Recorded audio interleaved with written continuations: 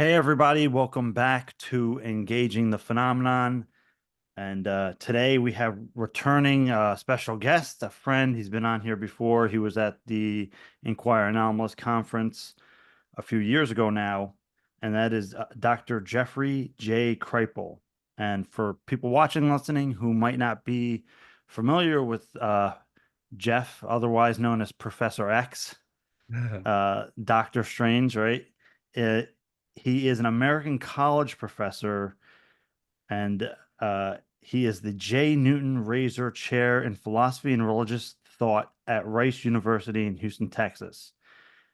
And it says, while chairman of the religion department at Rice, he helped found their GEM program with a doctoral concentration on Gnosticism, esotericism, and mysticism, which we all know here has an intersect with the UFO phenomenon. And I also want to note that Dr. Jeffrey Kripal here is the author of many books that we here should be familiar with. One is Mutants and Mystics, Supernatural, which he co-authored with Whitley Strieber, The Flip, Epiphanies of the Mind and the Future Knowledge, the Superhumanities, and most recently, How to Think Impossibly. So thank you for being here, Jeff. Yeah, no, sure, James. I'm happy to chat. Yeah, I mean, of course, uh, people will also be familiar here with the archives of the impossible, which Dr. Jeffrey Kripal here instigated. Uh, so a lot of notable things with that. So again, thank you for coming on, Jeff.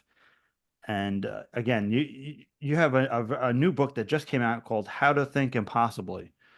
And I just want to start people off with, you have a theme recently of the impossible. So what is the impossible?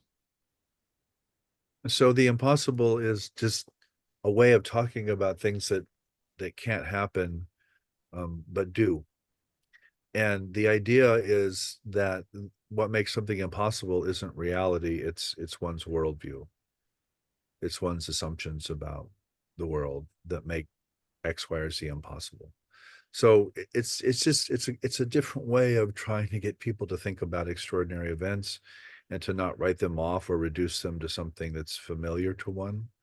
That might be the brain, that might be a hallucination, that might be a religious worldview, that might be a scientific worldview. There's always this inclination to reduce it back to something familiar or already known. And um, my basic point is don't do that. Yeah. Um, And again, a lot of people on this channel are going to be, you know, interested very much in UFO research, but of course, the anomalous and experiencers. So, in this book, one of the at the very beginning, it says, prepare to be abolished. right, right. And very very much so, because a lot of times when reading your books I have to go back and read a sentence because it kind of hurts my brain a little, Yeah, to be honest. right. You're a very great but very specific writer. So what is impossible about, let's say, I mean, the UFO phenomenon, Okay. for an example. Okay. So the UFO, I love talking about the UFO phenomena. I do a lot, of course. This GEM program that you referred to earlier, historically, our ancestors did not talk about UFOs. They talked about Gnostic experiences or esoteric knowledge or mystical experiences. And today, of course, they talk about UFOs and talk about UFO encounters.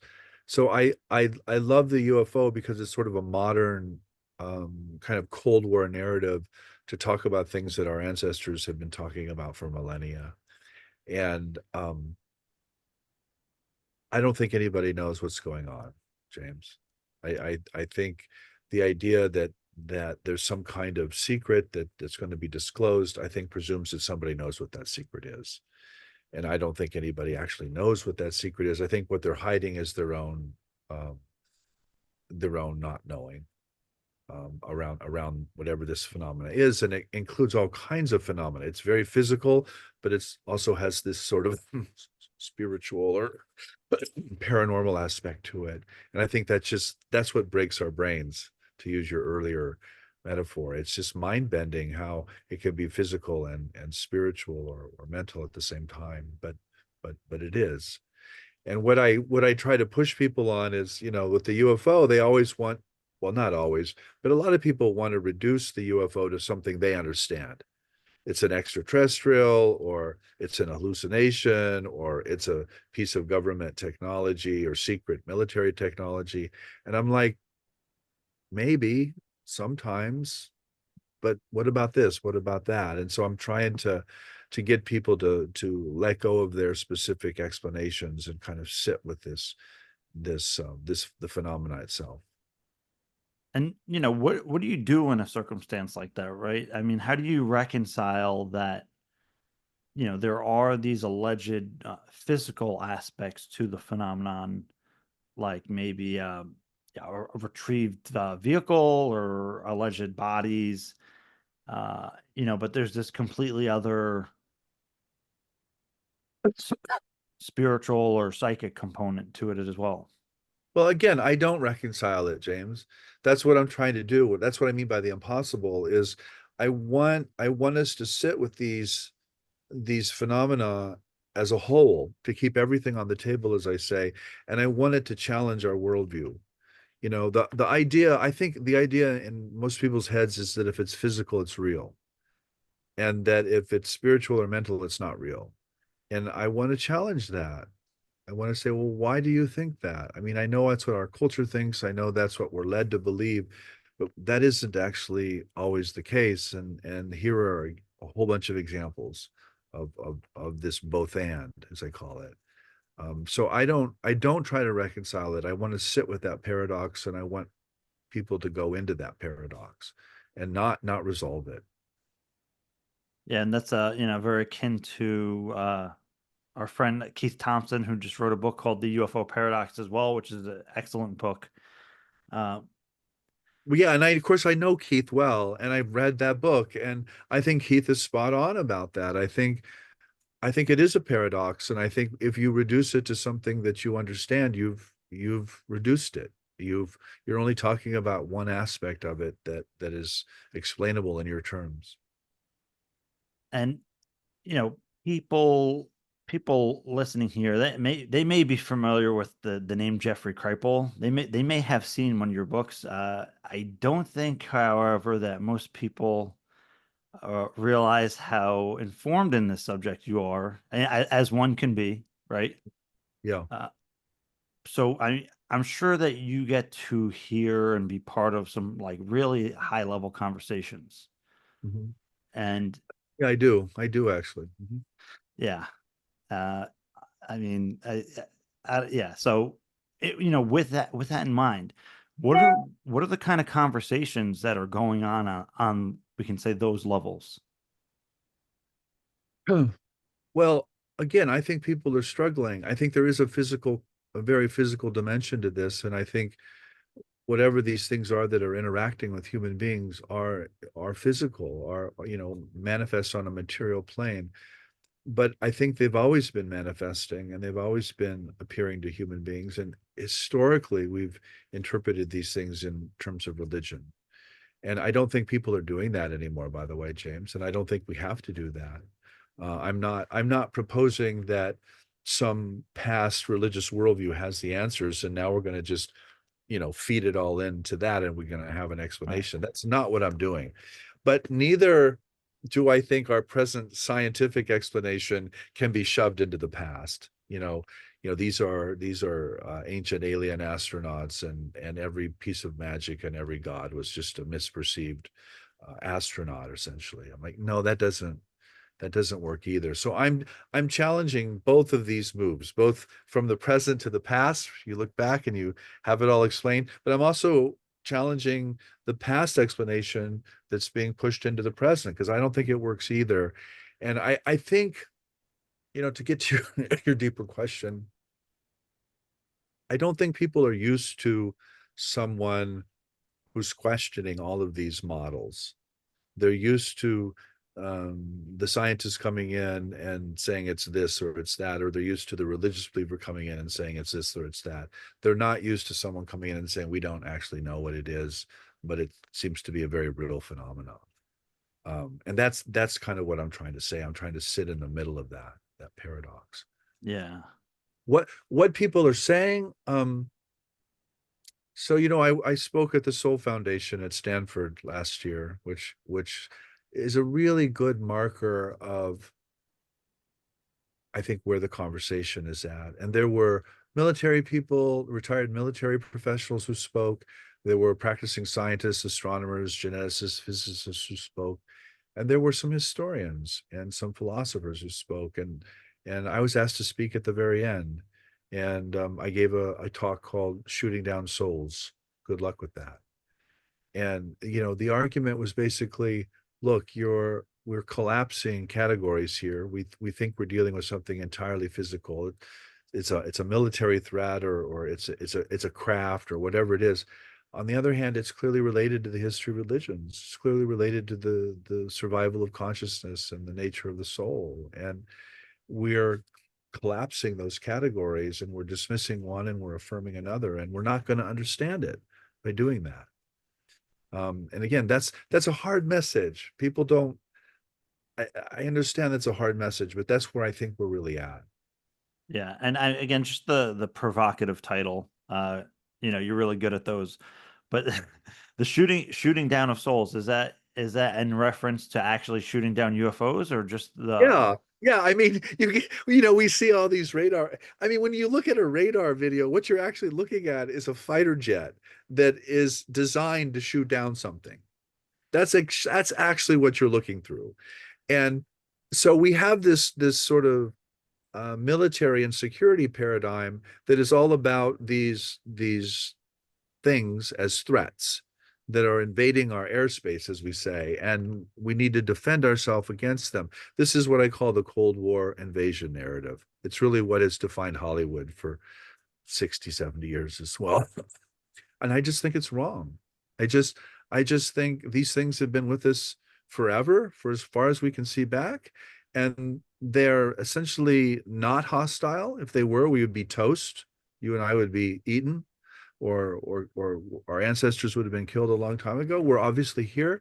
These are obviously not hostile to the human presence, and we need to engage them in a much more conscious and reflexive way than trying to shoot them down. and I mean, do you think that part of the ploy, so to speak, of putting that in the national security category is to get the subject taken seriously, or is I I think it's sincere, James. I'm not yeah. questioning the sincerity or the integrity of these people. I think they genuinely do think it's a threat and that it's a military issue. I don't. I don't think it's a military issue. I don't think it's a threat. But I think it's very real. And I'm very grateful for that conversation because it does raise the level of the reality of the phenomena in the public conversation. So for that, I'm extremely grateful. But I think the conversation around them is very naive in terms of the history of religions and the broader history of human experience. And I want people to be more sophisticated about that and to understand that these things have been around a long time and that there are all kinds of earlier formations around this. And that doesn't mean that there were extraterrestrials, in biblical times. I'm not again arguing that. I'm saying that was the framework of those particular ancestors. It was mistaken as well, or it was deceptive as well. And what do you say then if somebody says, well, of course they're real, and of course they're spiritual, but they're demons. Yeah. So again, that's that Christian um, worldview of our ancestors that's being forced into the present. And I'm saying, okay, that's distorting too. That's your Christian theological framework for this, but that can't explain everything either. It actually does speak to sort of the deceptive or the sometimes the negative qualities of these, but it can't explain the positive qualities and the transformative nature of some of these encounters. It's not adequate. And I understand it's what our ancestors did, but it is not what I'm trying to do for sure. And I hope it's not what we're trying to do. And in terms of, you mentioned craft and bodies, I'm like, okay, show us. Right. Where are they? Yeah, I mean, right. So that gets to the question, right? That's I mean, this is part of the complexity, um that, again, we have somebody like David Grush who came forward with his testimony, and he files his report. He's making the claims that he made, and saying that there's other whistleblowers that are, other firsthand witnesses to such materials, but and it's all wrapped and up in. yeah, and again, James, I'm not questioning David's testimony. I think he's totally honest and there's a great deal of integrity there. But if you listen to David carefully, he doesn't actually say he saw the craft or saw the bodies. He says, "Oh, I heard such so and so or such and such who said this," and he can't tell us because of this classified nature of the information. So as a researcher, as an academic, as that college professor that you introduced, I I know what research is. You have to cite your sources. You Yeah, have to. James, you have to be able to go to specific books or essays or video that I reference to see how Jeff is using those things. You know, we don't have any of that here. We have nothing. You go to the footnotes of this phenomena and there's nothing there. It's empty. So as a researcher, I'm just saying, okay, well, that doesn't mean nothing's there. I'm not saying that. But until someone plugs that in, I can't go to that reference or that source and say it is this or it's that. I can't do that. right, But I can, as a historian of religions, I can say, well, these encounters of these UFOs or flying saucers look like these encounters of these souls or of these gods or of these, I can do comparison and I can do it across cultures and I can do it across time and I can show you how they're similar. And they are. So what does that mean? Well, it could mean a lot of things. So that's I work with the sources I can access, and I don't work. Try to stay in my lane. I don't work with sources that I don't have access to. yeah. Yeah, and just for people listening, they'll probably be familiar with David Grush's testimony, and that he says that, there obviously a lot he can't say because of national security. So we're in this catch 22 of, If I stood up at a lecture and said something that I can't say, I would get eaten alive. I would get picked to shreds by my colleagues because that's not how knowledge is is um, is moved forward in the academy. You move knowledge forward by making knowledge available to your colleagues and to your students.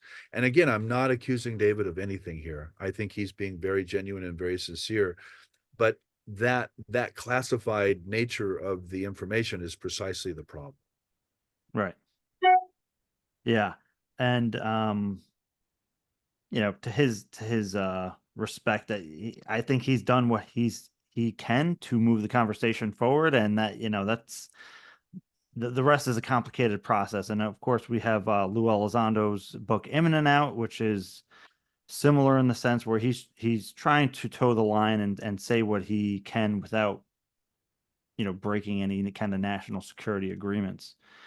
And, recently we had Jim Semivan on, Yeah, and we had a 3 hour long conversation. It's always a pleasure speaking with Jim, and again, him trying to do the same thing, share what he can, his thoughts and insights on it without crossing any lines. yeah, Uh, but one thing that Jim and I discussed, uh, somewhat in length, and also with Peter Lavenda, is is that the reality of the UFO phenomenon is indigestible. So what do yeah. you what do you what do you say to that? Well, that's what I mean by the impossible. It doesn't fit in to anyone's categories or anyone's assumptions about how the world works. And it's what John Mack used to call ontological shock, which he got, by the way, from a theologian named Paul Tillich. And ontological, and by the way, David Grush used the phrase ontological shock, a couple summers ago to talk about this disclosure. Maybe it was last summer. And basically, what ontological shock means is that it's not digestible. It's not reducible to your categories or to the way you divvy up the world because of the way the senses and the brain evolved and the way a human being knows the real or knows the world. And I think that's what Jim means, or what you mean by indigestible. It's not. It doesn't fit into to a particular way of divvying up reality. Is Yeah. that what you mean? Oh, so what I think Jim was getting at kind of two aspects of it. One, what you're describing, but I also think the other aspect that Jim was describing was that that's why we can't have disclosure, right? Is because people can't handle this reality. Well, this gets into the demonic question too. I mean, you know, so I think what we assume as human beings is that we're somehow on the top of the heap. We're the main predator, or we're the most evolved species around. And I think what the phenomena shows is that we're not, and that we're more or less helpless, or we're the objects of these experiences. We're not in control, as human beings. And I think that's what's so shocking to people and what's so disturbing. And maybe that's what Jim means by indigestible. It's certainly what I'm trying to say too with this category of the impossible, is that no, you cannot explain this, with your science or with your religion or with your secularism or whatever. I don't care what it is. You cannot explain this. And that's a beginning of understanding what's at stake. Nor can I, by the way, James. I'm not claiming I understand this. That's not what I mean at all. Jeff, that's But why we have you here. Come no, on. but yeah, I know. And I, That's and I why you're here, Jeff. We want you to tell us. I know everybody wants to know the answer. And I'm like, no, it's like this. It's like, okay, I'll give you an example of something that a colleague mentions a lot. So take a tick, like, the Yeah. little thing. So the tick, reads acid, skin acid, and heat and warmth, and needs your blood, and drops out of trees and can tell when it lands on a body, and can burrow into a body and get blood. What does a tick know about Shakespeare, or your camping trip, or your thoughts about the UFO? What does it know? It doesn't know anything. It has not evolved. The senses, the sensorium, and the cognitive capacities of that bug have not evolved to understand those things. you know and I and I'm and so what I'm suggesting is we're a bit like ticks. We're in an environment that we are not evolved or capable of understanding, and we have to recognize that. And the quicker we recognize that, I think the better off we'll be. So you think we should have disclosure? um Again, disclosure assumes that someone has some of the secret to disclose. I think there are people hiding information that we do need. Yes, I do think there should be disclosure in that sense. But disclosure in the sense of telling people what this is about and what the secret is, I don't think anybody knows that. Yeah. So from your vantage point, right? Again, as somebody who's been in high level conversations, what kind of information do you think that they're safeguarding so much? Like, what is the data actually? What do you I think don't it could? Yeah. I don't have it, James. I don't know. You know, the I have grown to really respect retired and certainly active military people. I think they're trying to follow, well, they are following their rules and their laws as best they can. I don't want to question that. I think the scientists are trying to explain the physics of it or the genetics of it or the astronomy of it, whatever part of it they can explain with their science. But I don't think that's really the full phenomena. I think it's way bigger than that and way stranger than that. So I think what what what professionals are disclosing, as it were, is a very small part of this much broader phenomenon that is way weirder and way stranger than anything we can even imagine. If that, if I again, I think we're ticks. Yeah. We're And ticks. Let's I'm listen to Shakespeare. yeah, We're not going to do it. I mean, I'm kind of beating a drum here, but I'm trying to navigate around these questions in a way, uh, because I think it helps the thinking process of Okay, people. so I don't think, you know, something Don Hoffman says a lot. Don's a neuroscientist of perception, and he says fitness beats truth.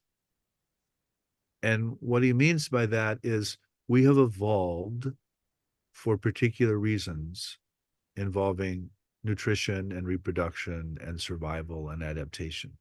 We have not evolved to know the truth of things. So let's be very clear about that. And now, what I know though from the history of religions is that some human beings actually do claim to know the truth of things, but it's not cognitive. It's not about thinking, and it's not about sensing it or seeing or smelling or tasting or feeling it. It's about becoming it. And I also know that these human beings resort to paradox and poetry and all kinds of language to describe what they've known, but it's not a cognitive thing. It's not about thought. It's certainly not about the military or technology or national defense. It's just not about that.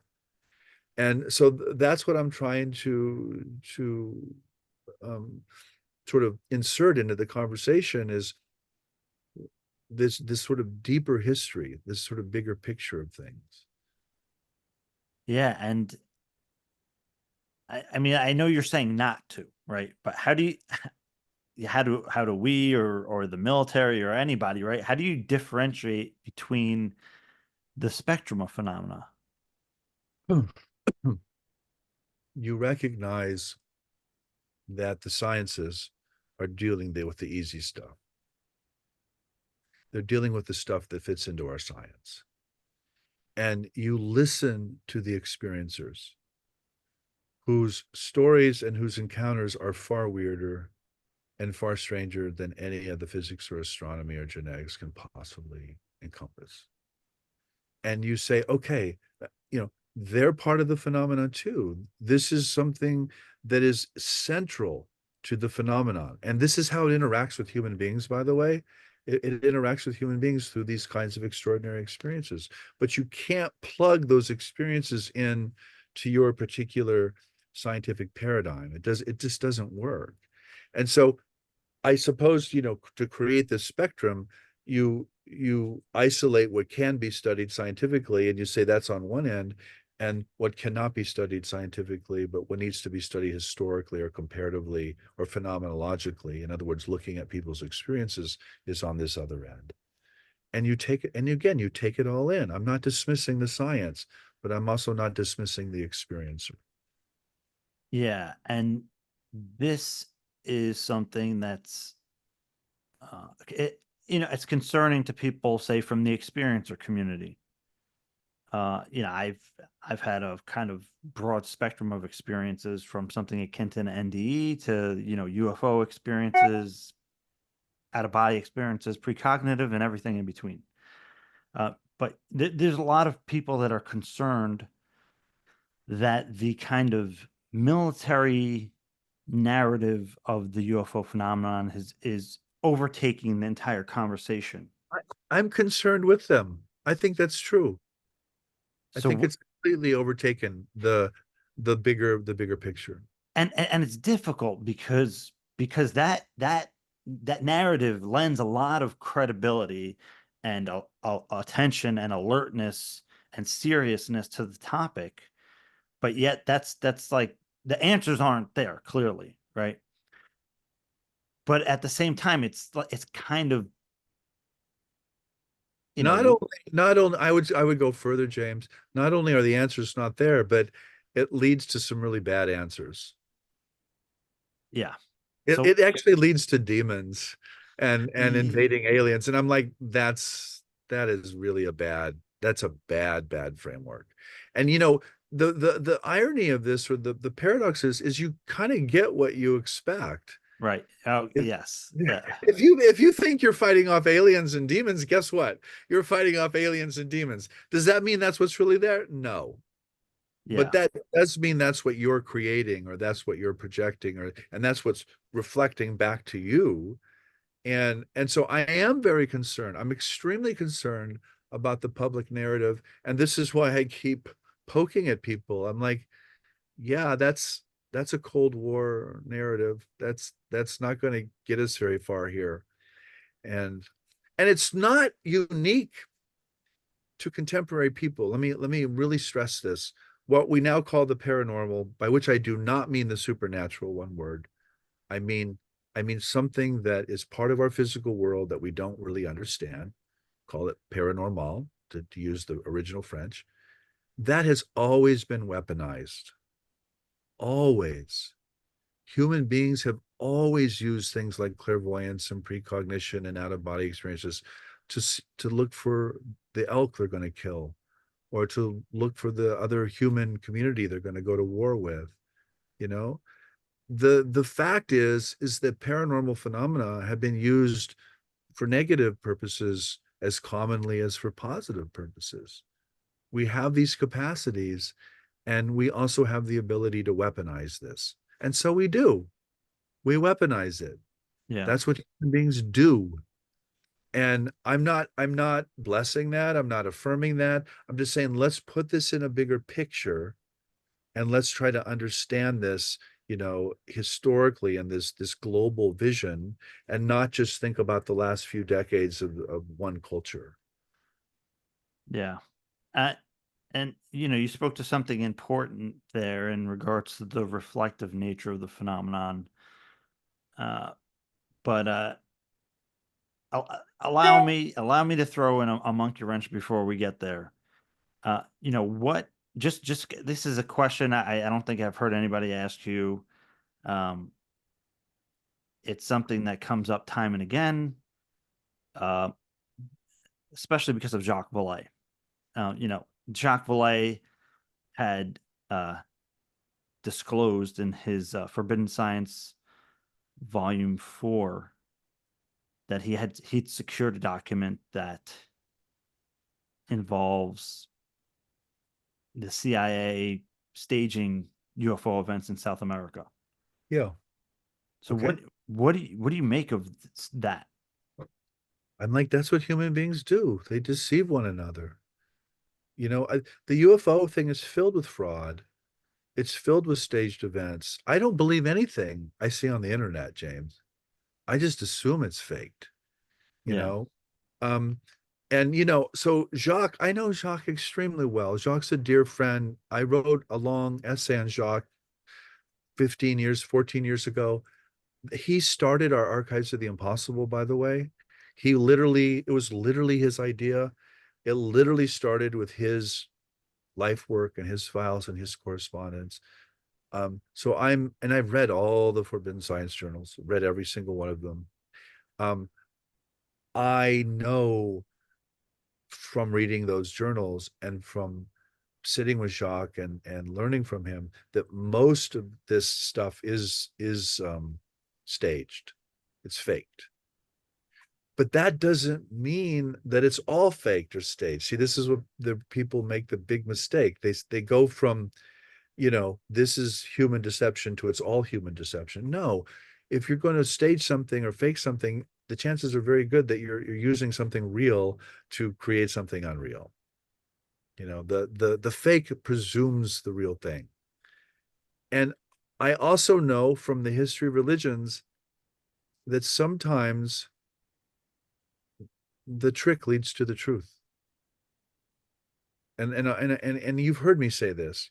I'll give you the simple example is the placebo. It's a total fraud, James. The Yeah. placebo is a total fraud, and it works Right.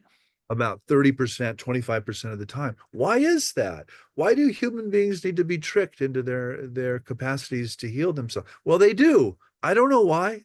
I don't know why, James. And religion works like this. You fake it until you make it. And often you don't make it, by the way. You just end up faking it your whole life and then you die.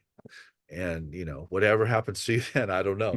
Um, but that's what religion is. It's like the trick of the truth, as I call it, you know?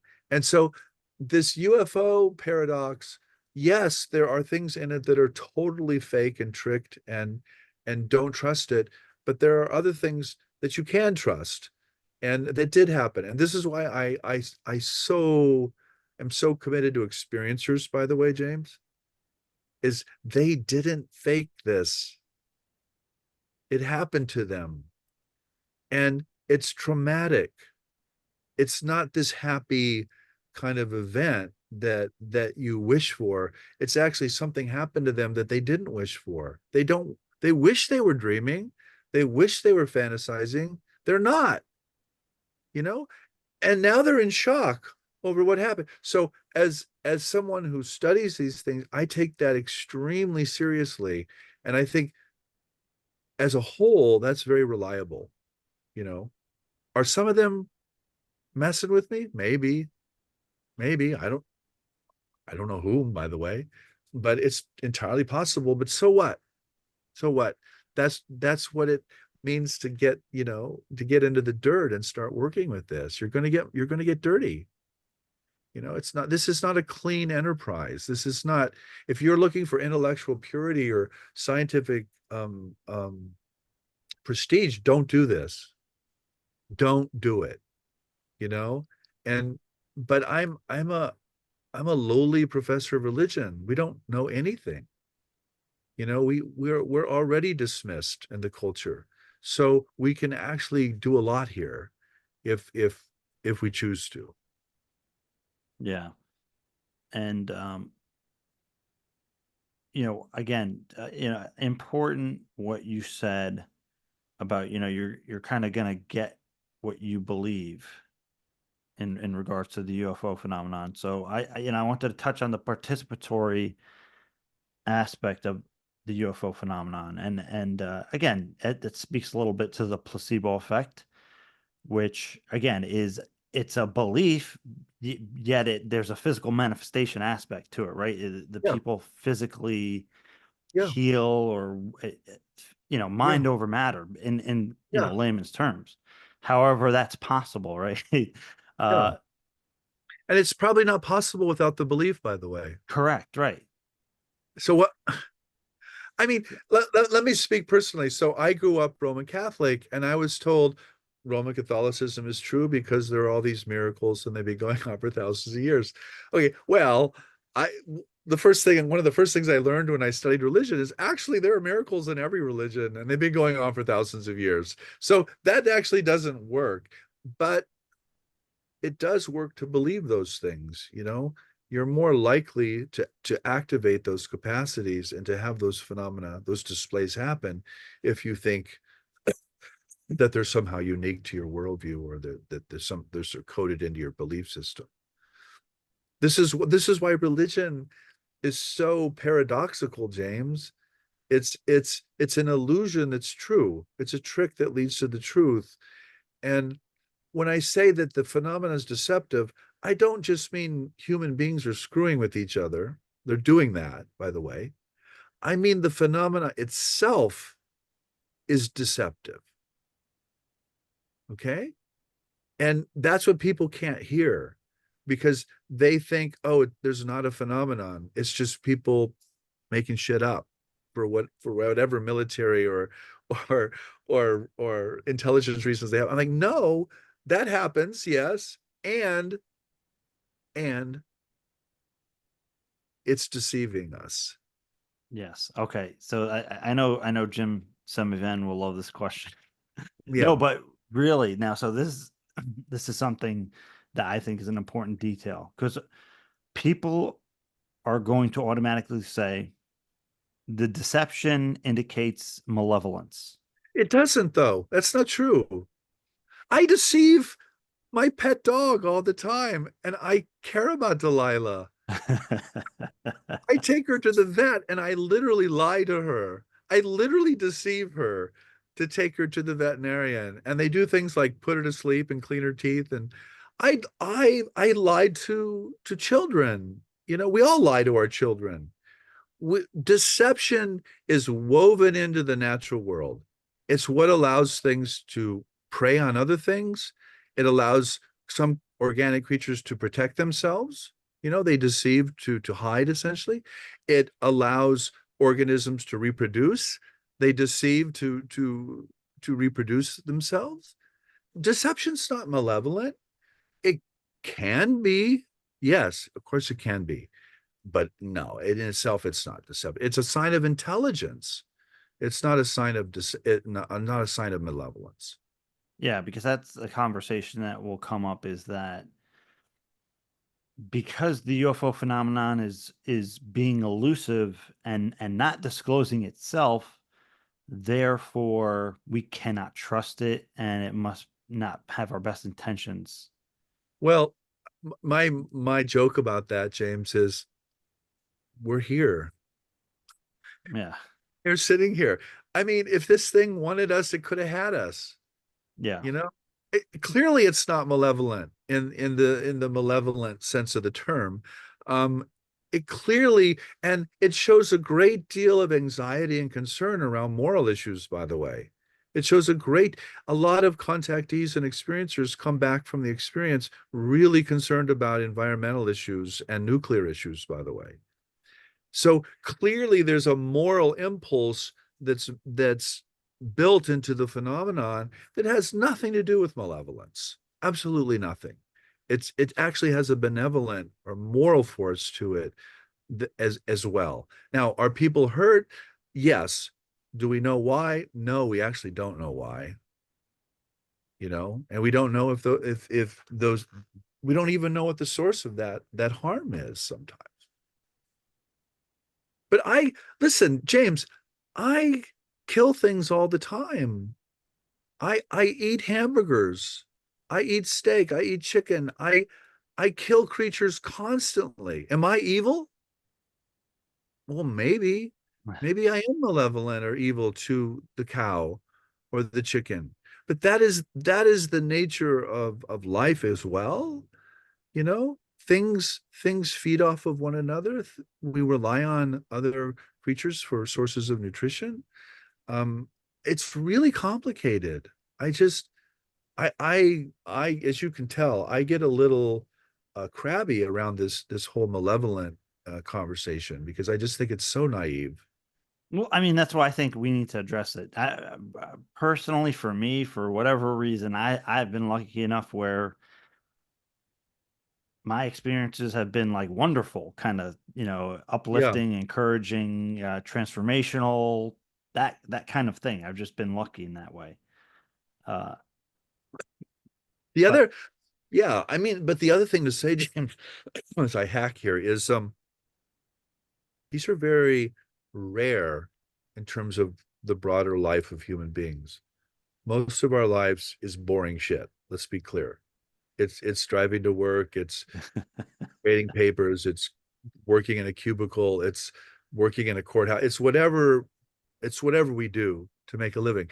But when this percentage of a percentage of a percentage happens to someone, it's often the most important thing that ever happened to that human being. So rarity does not equal unimportant. In fact, it's often the most important thing that ever happened to this human being. And often that human being, their life is much better. They have a vision. They're optimistic. They're concerned about things because of this experience. So again, I think it has this moral force that we don't reckon with enough.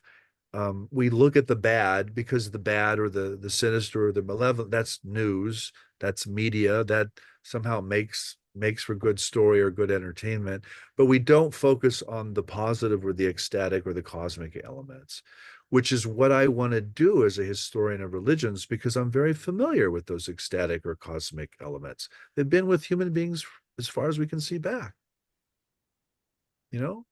So let me put it this way. Let me put it in.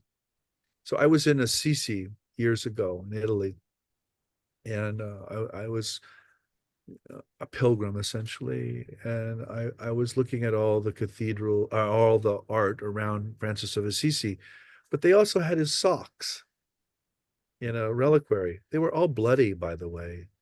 They were blood-stained. Whatever this thing was in the sky that pierced him also killed him. Okay. So the tradition reads that in very positive, ecstatic terms, in terms of holiness and in its own theological terms, but it also had some very negative effects, you know. So I want to take that all in. I don't want to deny any of that. I just want to say, yeah, this is violent. Yeah, the bloody socks are there. So is the art, so is the tradition, so is the ecstatic union with God. You know, it's all true. It's all there. And let's not dismiss any of it. So, kind of with the kind of, I want to say, the psychic nature of the phenomenon, right? Uh, this is kind of a tangent from here.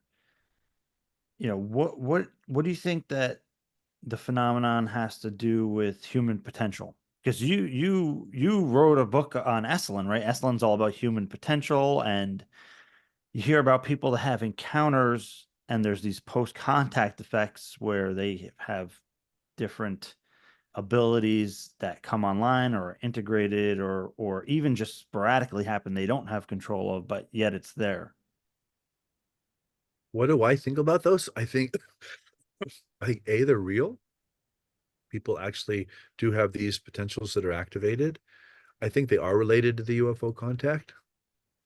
I don't think you can understand the UFO contact without taking these capacities, on the table, as it were.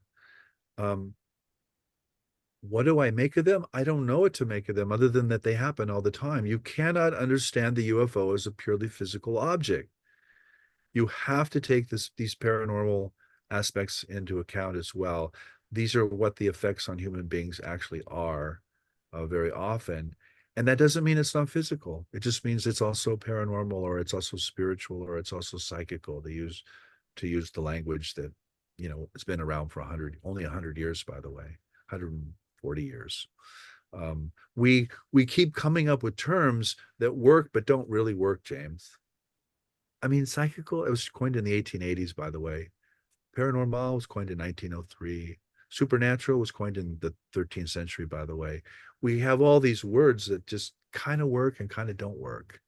And I want to push us and say, okay, well, what works better? Let's come up with some new words. Let's come up with some new categories that can take the physical phenomena into account, but it can also take the paranormal, precognitive, clairvoyant, sort of synchronistic phenomena into account as well. That's And really what the new book's about, of course, James. and how do we do that? We do that I by know we're going to start by reading your book first. no, no, no. That's not what I was going to say. Everybody read How to Think Impossibly. No, but everybody should. Everybody Okay. should. The first thing I would say is you don't study something that you don't think is real. Okay. So until we recognize that the phenomena is very physical and psychical as well, we will not invest in those two capacities or those two dimensions together. We will just keep pretending it's just a threat, or it's just military, or it's just physical. And we will keep erasing and keep denying all of the experiential components. And I think that is a very bad mistake.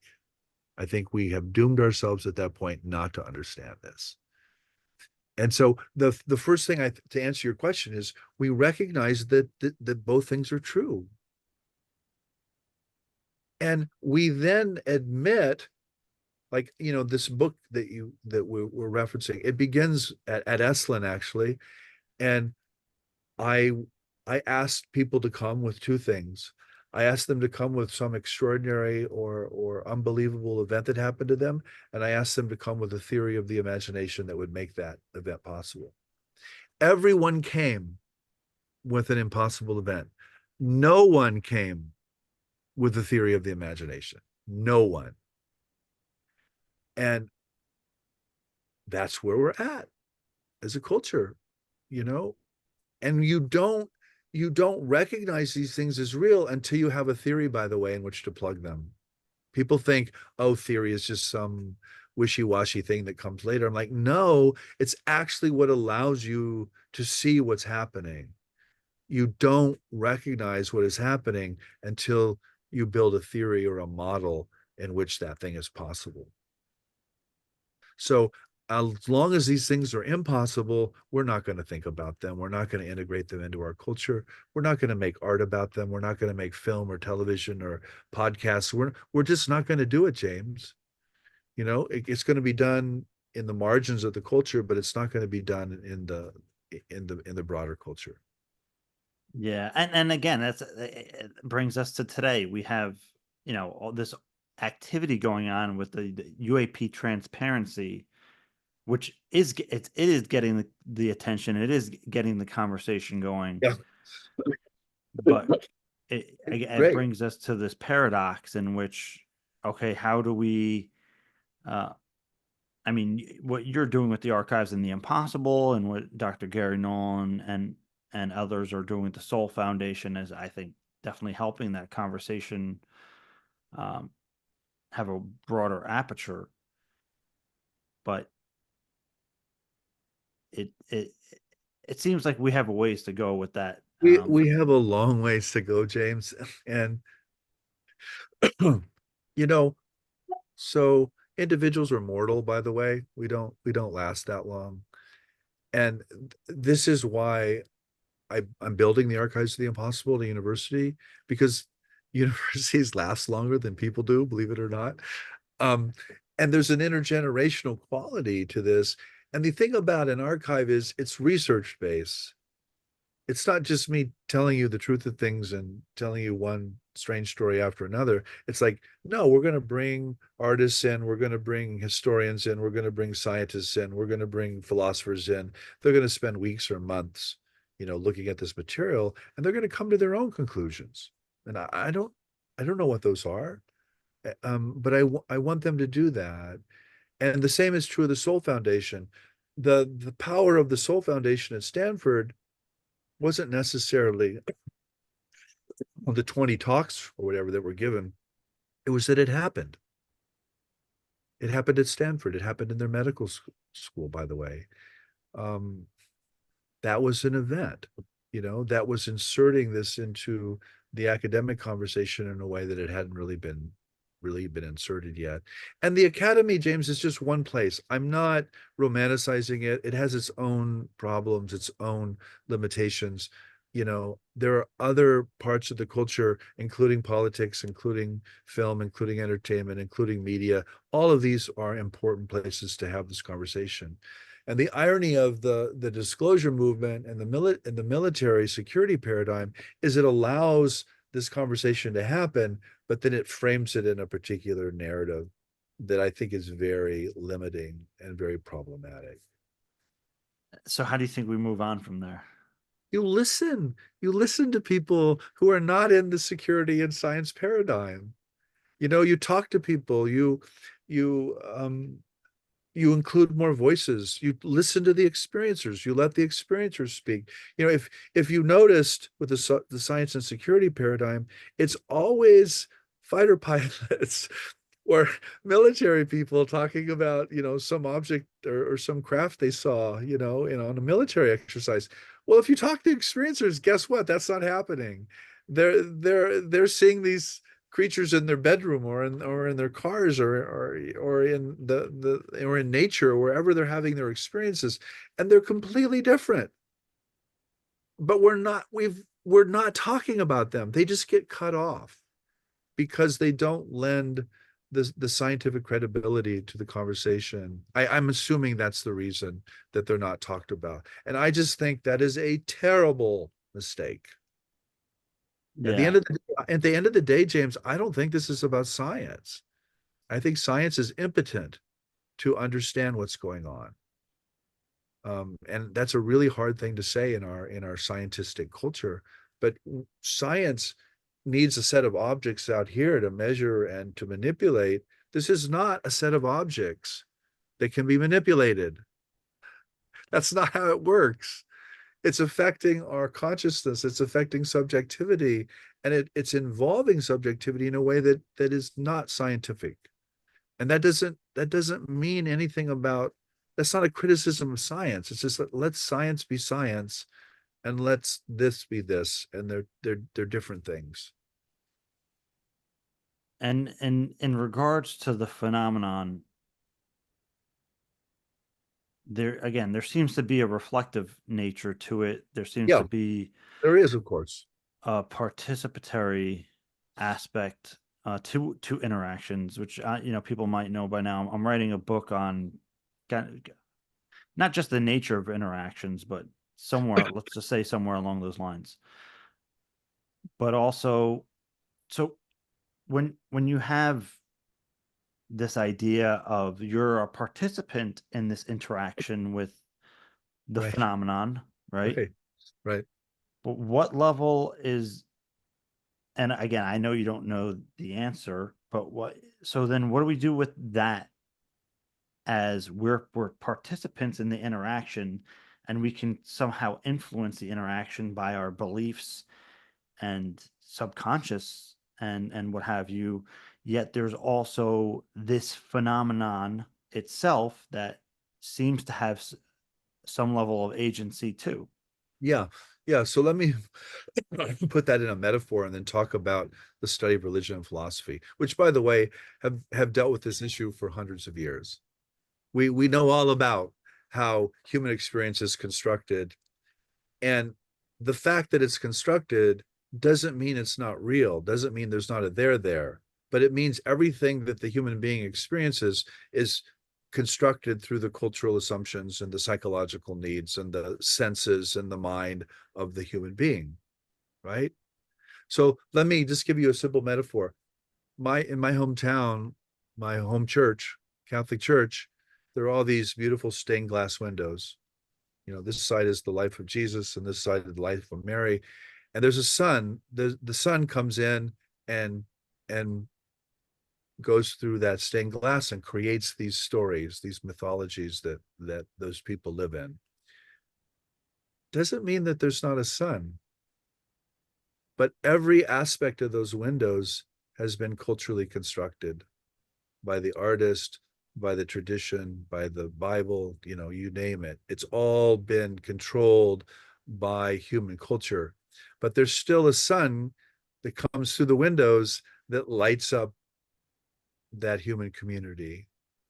And so it's like, how do we balance the sun coming in with the stained glass windows of the culture or the religion or the person? And I think we have to do both.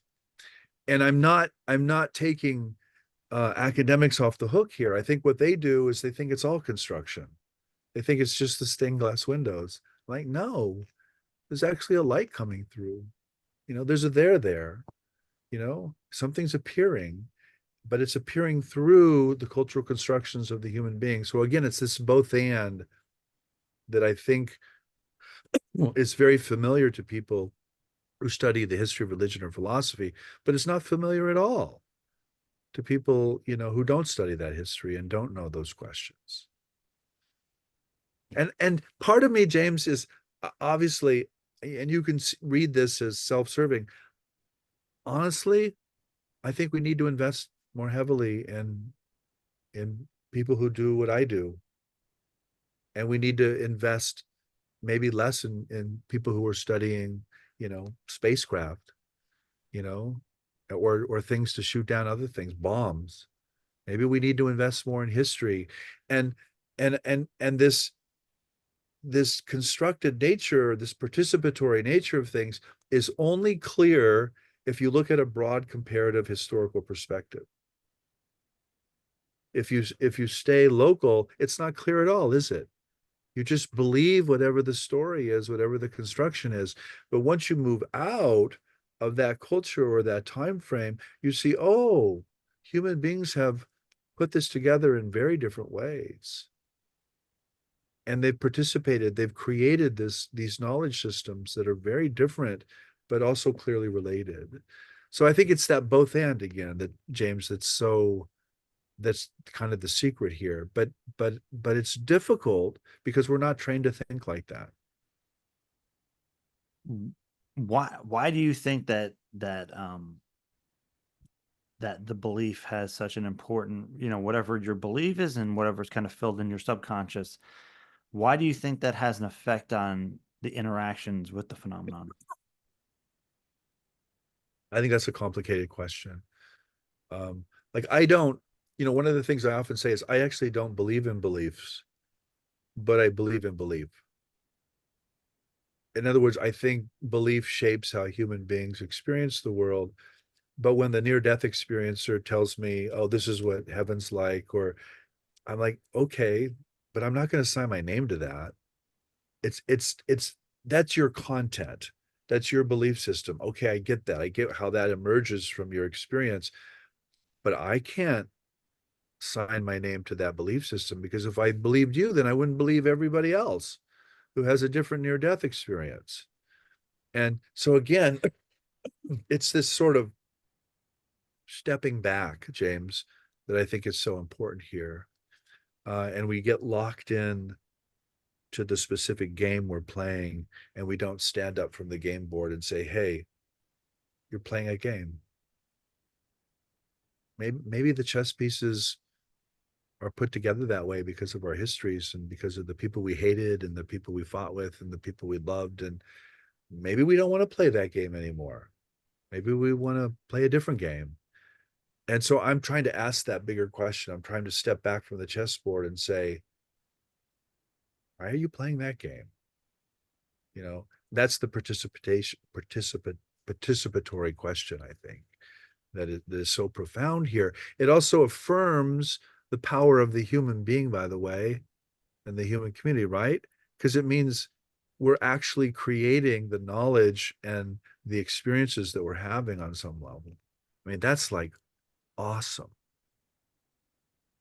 I think that's maybe hard for people to come to grips with. Of course it is. Of course it's hard. I deal with it every day in the classroom. Of course it's hard. Try studying religion, by the way. Everybody thinks they're right. I'm Yeah. like, no, no, you're not. No, you're not. I mean, that's how you were raised. Okay, I get that. And I get that's what you believe, but that's actually not how the world is. And I can show them that. Is it easy? No, it's not easy. Do some people get angry and walk away? Yes. Do some people get excited and enthused? Yes. You get the whole spectrum. Yeah. Well, because I think like, okay, the idea of like we're talking about the nature of reality, and the human ability or potential to embody that, right? That we have the ability to kind of construct reality in a sense. I We think do. for people that's like that's a cool, like, wow, I get it, right? I get it. But they don't act on it in a way because it's an idea. Like it's Yeah, and it's not individual, James. I'm not saying that James or Jeff right. creates Yeah. reality. I'm saying that our culture does, and that we are raised in a language and in a family and in a society that assumes certain things. And those assumptions, by the way, are largely unconscious. They're not, I'm not suggesting this is conscious Yeah. or this is intentional or that there are any bad people involved. I'm not suggesting any of that. I'm just saying we are part of a broad consensus that nature is this way, when in fact it isn't. It's just not true. And this is why, again, I love the UFO. And by the way, I love monsters too. I love it when monsters show up. And it's because I want our assumptions to be wiped away. I want people to be more than they are. I want people to realize that they're doing this. And this is what can happen in a situation like this to an individual. It hasn't happened to a community or a culture in a long time. What, like the like a mass contact event thing, like Fatima or Well, Fatima is interesting. I mean, Fatima was a great potential. It could have become a lot of different things, right? The children did not see the Virgin Mary, by the way. They didn't talk about this woman on the tree early on as the Virgin Mary, but it became the Virgin Mary, because of the culture they lived in. And suddenly or eventually, you have a Marian apparition, in Fatima or Fatima. And I grew up with Our Lady of Fatima. I mean, I literally prayed the rosary to her in my home church. But that's a particular kind of framing or participatory creation of what actually happened to the children, which could have gone in a very different direction, by the way, and didn't. Um, and two of those children, by the way, were dead pretty early on. yeah. So to go back to the negative or we don't know. I mean, maybe they just died of things that children die of in the 19 teens or 1920s. But um, whatever happened there was extremely dramatic and did not fit into the cultural narrative, but then was made to fit into the cultural narrative. And that's what worries me about our present situation. We're just forcing this thing. We're building a church. We're saying it's the Virgin Mary. Well, what if that's us? You know? Oh, what do you mean? What if that's us? Well, what if it's not a threat?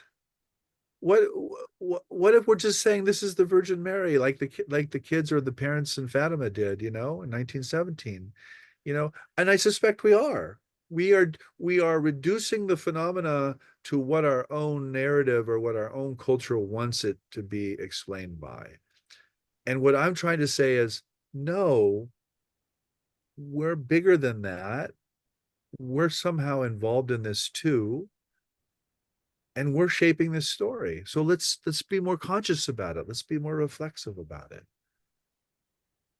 Does that make sense, James? I see you. It I see you puzzled. it it makes sense, but I'm trying to, again, because we're talking in language and ideas, Yeah. and I'm Well, you're trying to talking to a professor. You're talking to a nerdy professor, James. well, no, I'm trying to think, okay, like how do people engage this, right? Like actionably, right? Like how do people embody this? How do people, you know, um make it Well, their reality? So to say, it already is, but like you know what I'm saying? Like no, I consciously. no, I think people are the key here. Oh, let's go back to experiencers. They don't talk about their experiences. And the reason they don't is their family and friends are going to make fun of them. So their family and friends are really significant actors here, whether they know it or not.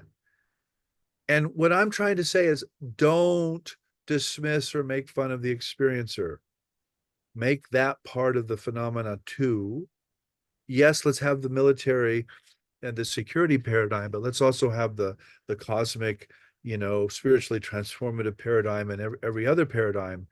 And let's think about this together. And let's the eye rolls and the giggles and the stupid things about tinfoil hats and little green men, it all has to go.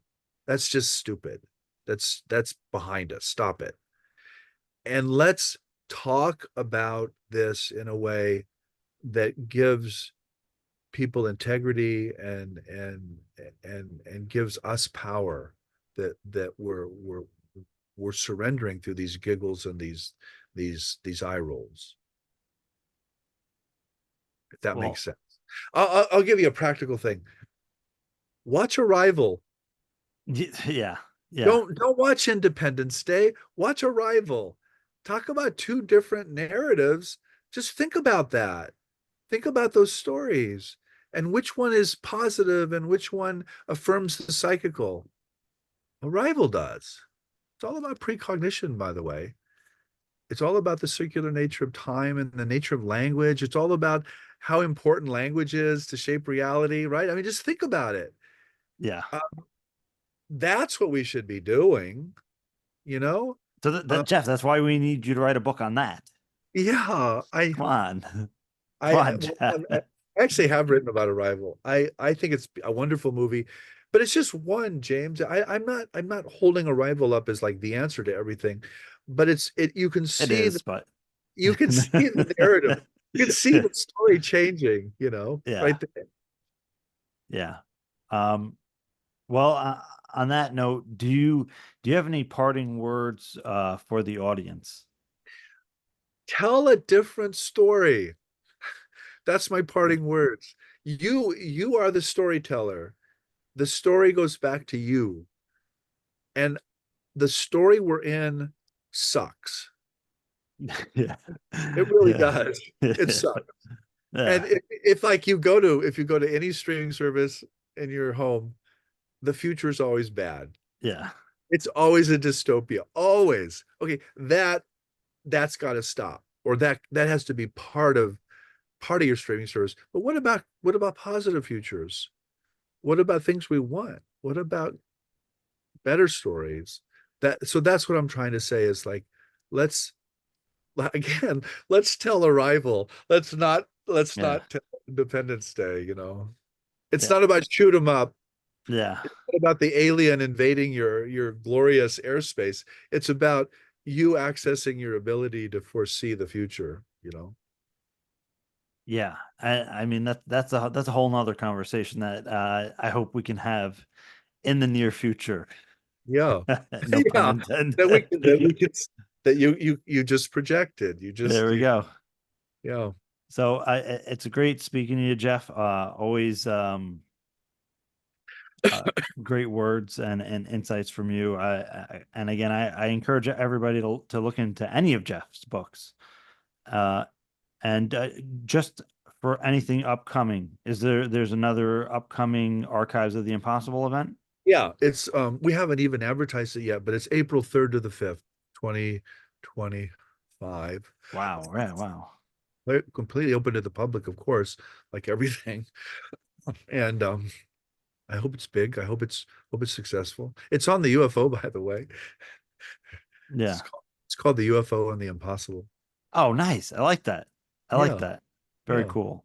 yeah. So again, thank you for all your work, Jeff, and I hope to speak to you again soon.